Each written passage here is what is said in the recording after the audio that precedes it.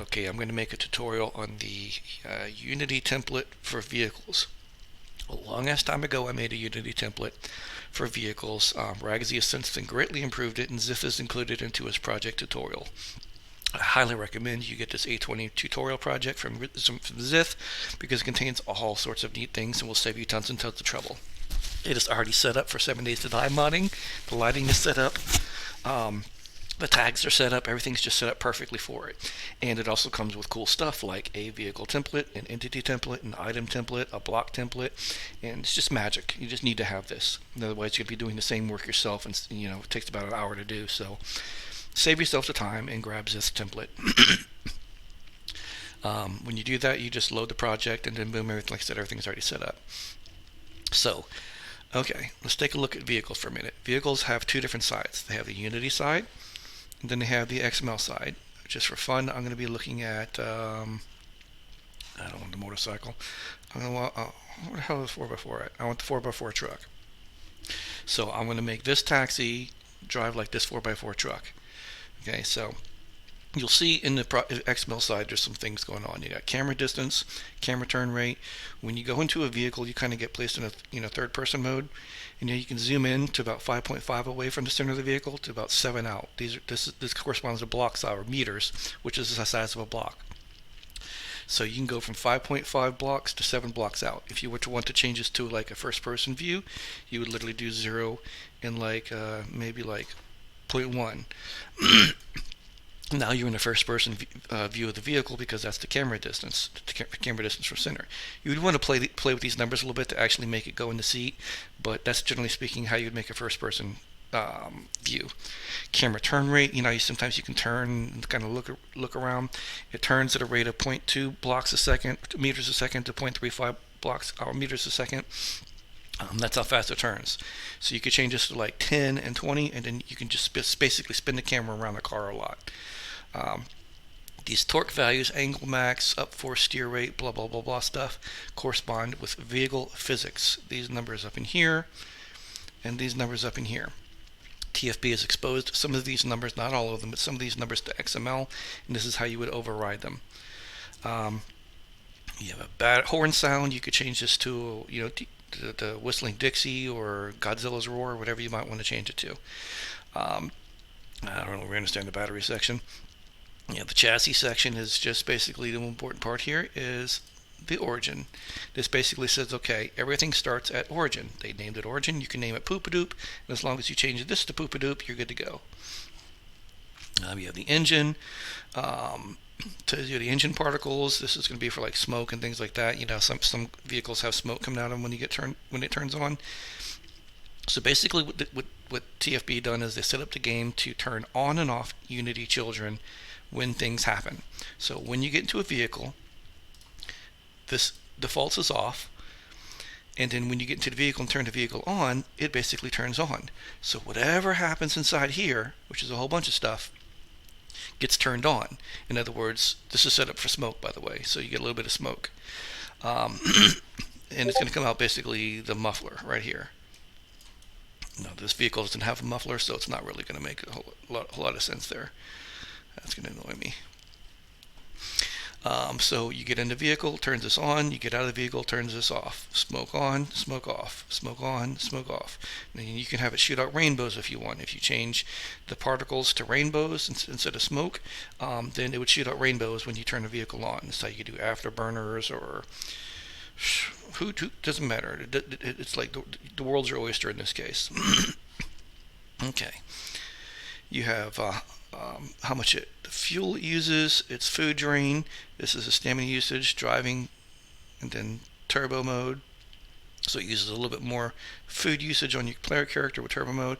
If you don't like it using stamina, then you can change this to 0 and change this to 0. Gear shifting, how it matches with sounds. So, that's all that shit's done here. Sound start when you start the car off, when you turn it off, start the car up, turn it off, and then when you have no fuel, that stupid noise, like, I'm not good with noises. You could change that to low fuel, low fuel, low fuel if you wanted to. Um, Fuel tank is just literally that. It can hold 400 fuels. Handlebars. Okay, so here's where it gets interesting, right? So you have something called origin and steering joint. So when you look at this, you go to origin, and then where the hell's origin? And then you find steering joint, right? Now the steering joint's actually up in here.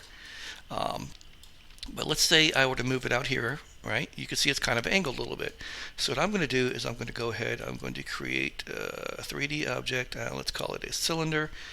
And then I'm going to go like, say, 0.15, 0.5, 0.5. Let's see, 0.5, and then 0.01. There we go. So I've created a mesh to kind of give you an idea of visualization for what a steering wheel looks like. Steering wheel's, kind of tilted in a car. It's not like straight up and straight down, right? So it's not like not like this. Oh, let me pull it out here so you can actually see it. It really is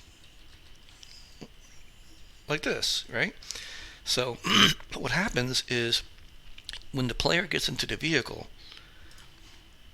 you have the hand positions, right? The handlebars, which is really just steering. The steering max angle is 60, so basically you can turn it 30 degrees to the left, 30 degrees to the right. But your hand positions, if your body's in here, your hand positions get changed to a amount of block size relative to the center of the steering wheel. So if my body's in here and my hands are over here, what's going to happen is my hands are going to be way stretched out here. My left hand's going to be here.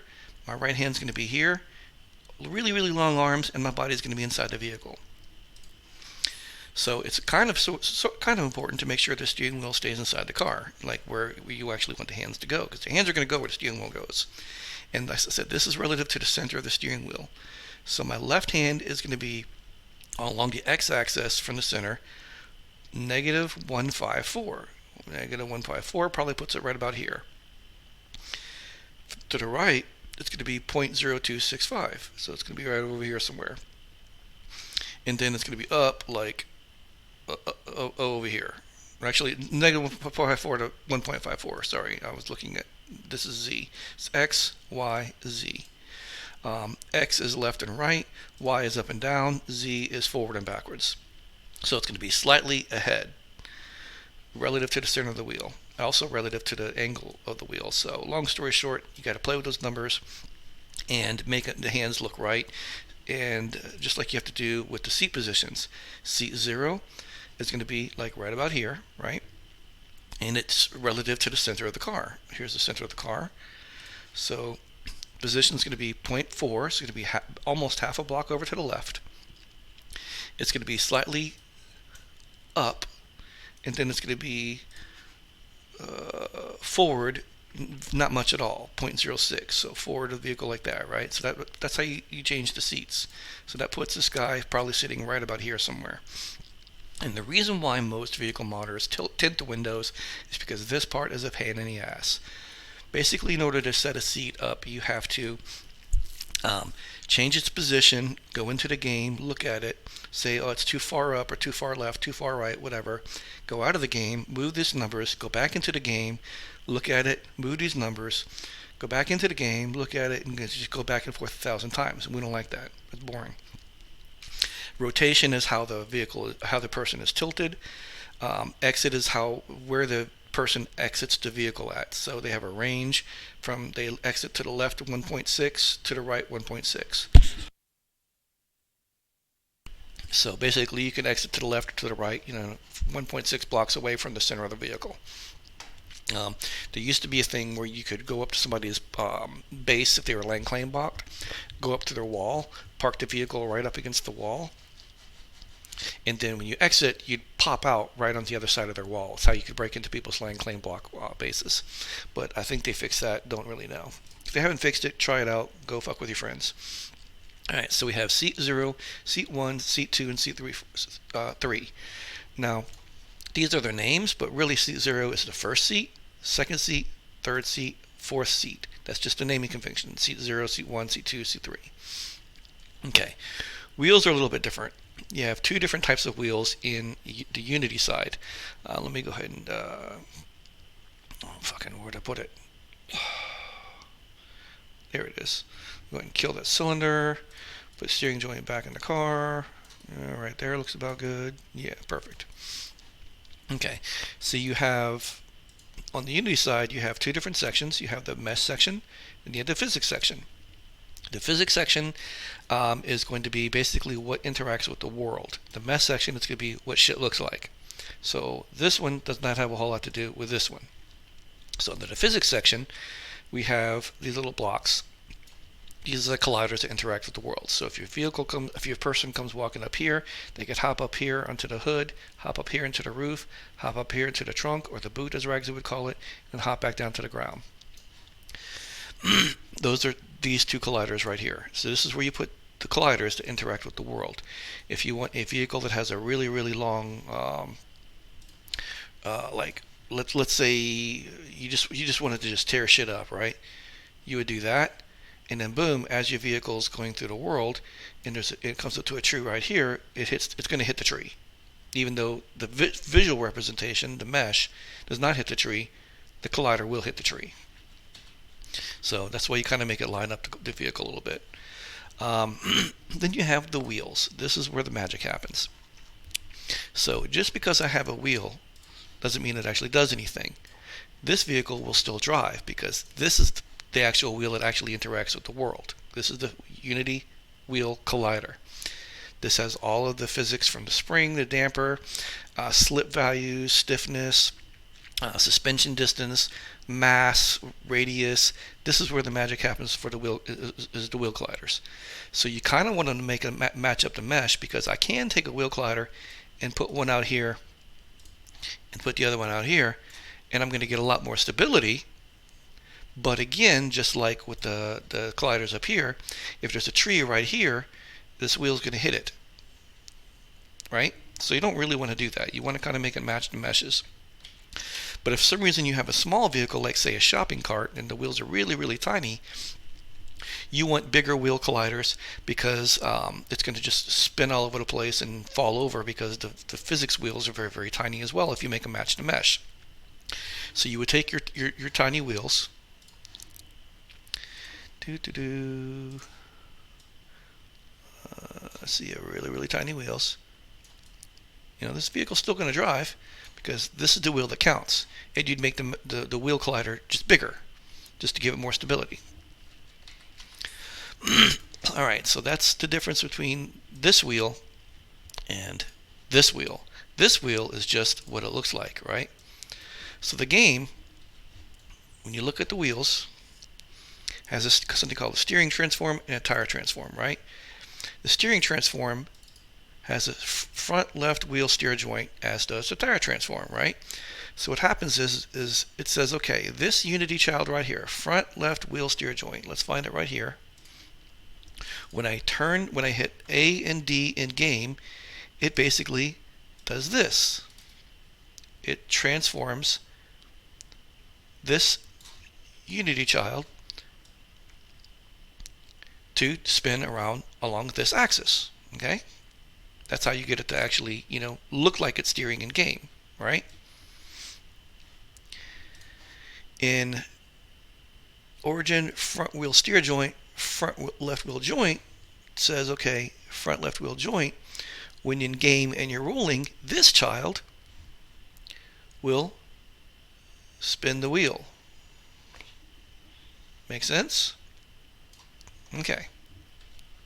So if for some reason you go into game and you place down your vehicle that looks like this, and the very first thing it does when you start driving is it does this and starts spinning the wheel when you go forward, it's because this literal child right here has been rotated, exactly like how I just did it. When you look at these things, the front left wheel steer joint should look like this, and the front left joint here should look like this. Hold on, actually, sorry.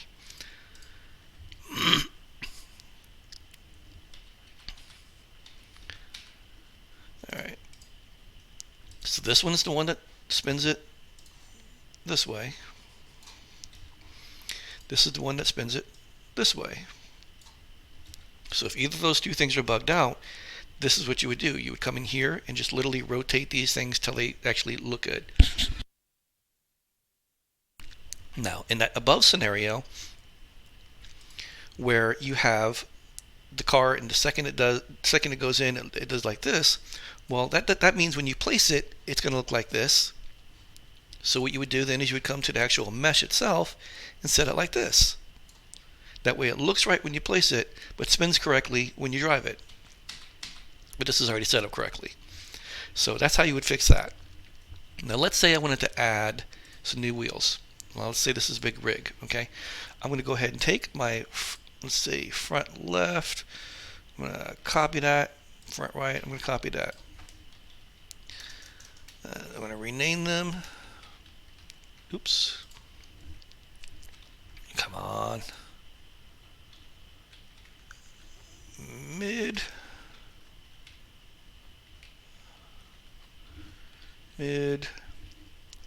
Okay. I'm going to move them back here. I'm going to take wheel 2, wheel 3. I'm going to copy those two. Wheel 4, wheel 5. And then I'm going to go into XML. I'm going to say, oh, I already did this, looks like. And then I'm going to, make new entries for wheel 4 and wheel 5, which is really the, fourth and the fifth and sixth wheel. So remember, wheel 1 is the first wheel. Wheel 0 is the first wheel. Wheel 1 is the second wheel. Third wheel, fourth wheel, fifth wheel, sixth wheel. So I would also rename them to actually say what they're actually called over here, right? Mid left wheel steer joint, mid left wheel steer joint. Now typos are the biggest issue you can have with this. So what I do is I go over here, I get to the name, I copy it, and I go here, and then I paste it. Look at that. I did have a different name. Copy it, paste it. Now under origin, there is a mid right wheel steer underscore joint. So as long as these things match with these things, you're good to go. Now when I drive this vehicle, because it has physics, it's going to drive funky. Did I not? Oh, I didn't move the wheel colliders. So I'm going to move these wheel colliders up here. See? Now I got a sixth wheel vehicle.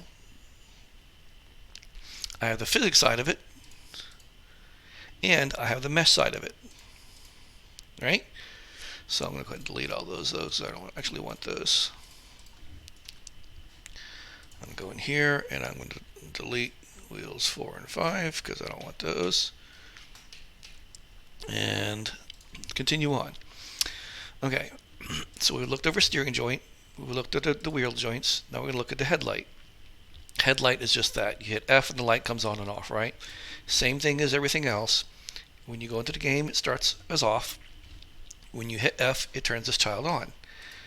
So you don't necessarily need to make it lights though. You see how it's got like light source? So, oops. Off, on. You don't need to necessarily make it a light. You could make it a big puff of fucking fire. So you could turn on this child, have a particle that shoots fire out, and you could use F and it will physically shoot fire out. Well, visually shoot fire out, not physically, every time you hit F instead of lights, because it really does not make a difference what is under the child. The game just turns the child on and off when you hit F. It's that simple. That's what this class does. It turns this child on the origin headlight on and off. Now I can call this fire headlight, and as long as I change this to fire headlight, I'm good to go. Obviously I don't want to do that. Any questions? I hope not, because this is not live. So that is basically how you work the template. Now the whole reason why I did the template is because of this part right here. I wanted to create a system where I could create cars very quickly because I was making a lot of cars at the time. I think I made like 50 cars. So basically, by having this template here, I could drop any body I wanted onto it. By body, I mean literally that the body, the car body of a vehicle. So if I had a Mustang car, I would rip the mesh out, I'd drag it up in here, and then I would just turn it on, and then line the wheels up to make sure they match the wheel hubs, and then boom, I'd have a Mustang in about 5 minutes. If I had a Corvette body, I would, get rid of the Mustang body, drag the Corvette mesh over here, turn it on, and boom. It's that simple. So the difference between the Blender method and this method is mesh renderer versus skinned mesh renderer, and this is going to be important. Let me explain it to you. When you look at a wheel, it has a mesh renderer. The game tells, remember, the game tells the Unity object to spin this child, and because this mesh renderer, this is under this child, this mesh will also spin with this child, right? If I were to drag it out and put it here, when I spun the child, nothing would happen, right? Because the mesh is no longer there. And it doesn't need to be on the front left wheel because front left wheel is not specified in here anywhere. So you could actually move it over here, get rid of front left wheel, and still going to be able to spin the wheel. But let's just keep it there because it's, for consistency purposes. So let's say you wanted to add something else that spun with the wheel. I could literally put, double this up, move it over here, come over here, and then for whatever reason, when I wanted to spin my front left wheel, see what happens? So I don't want to do that.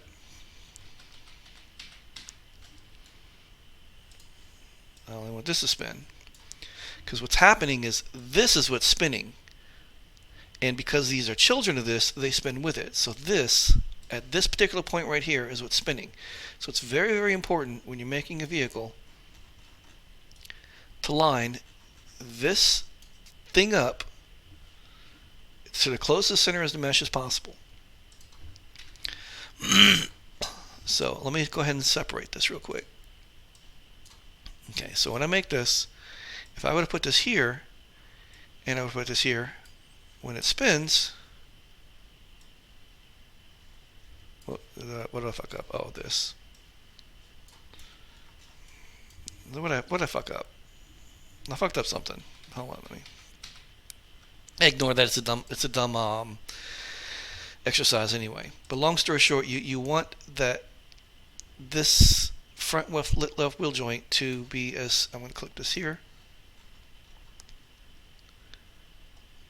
as close to the center as possible of this wheel so you don't get any wobble. Now this is not very good centered, as you can see, so there's going to be some wobble in game. You're going to see it rotate the wheel around this axis when it really should be like probably more over here where my cursor is. So I don't remember where I was going with this. I just know I'm tired and sick. This should be, though, in terms of how to use the Unity template, it's really, really quite simple. You bring it in, you delete the body, you bring in some other vehicle. Let's see, let's just do it. Windows, Package Manager, Package Manager.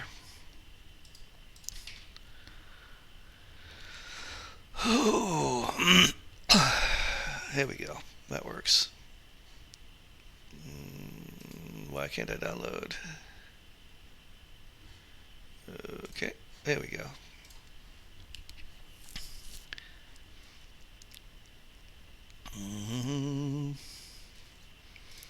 Import, that's going to be under van.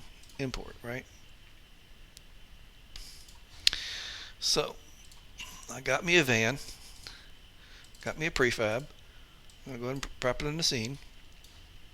So, let's see. Let's see. Where's the fucking... This doesn't even have LEDs. I don't even know what's got LEDs.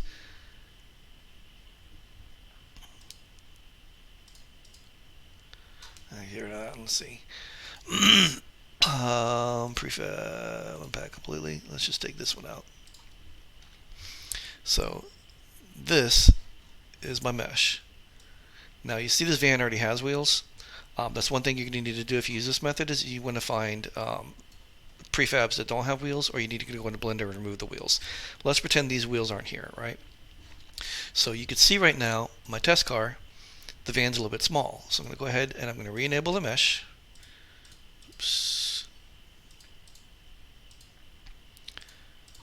Just so I can have it look right, right? I'm going to take my van, we'll just call it mesh van, and I'm kind of resize it. All right, let's see, it's going to be 90 degrees, 0, 0, 0.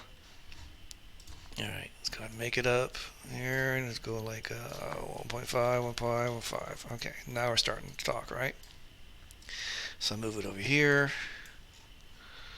move it over here. It's kind of lined up a little bit.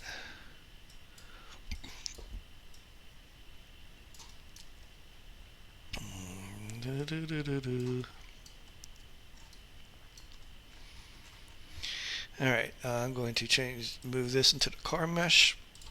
I'm going to hide the body, and boom, that's it. My vehicle's done.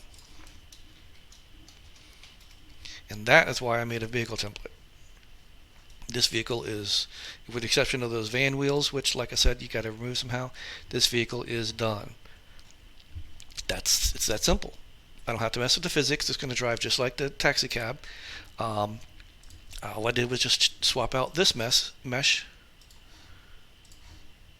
for that mesh. That's all I did. But again, very important, remove the wheels. Otherwise, visually, these wheels will never spin because they're not physics. They don't have transforms. They're not. The wheels in this case are part of the body when really all I want is the body. Yeah, that's pretty much it.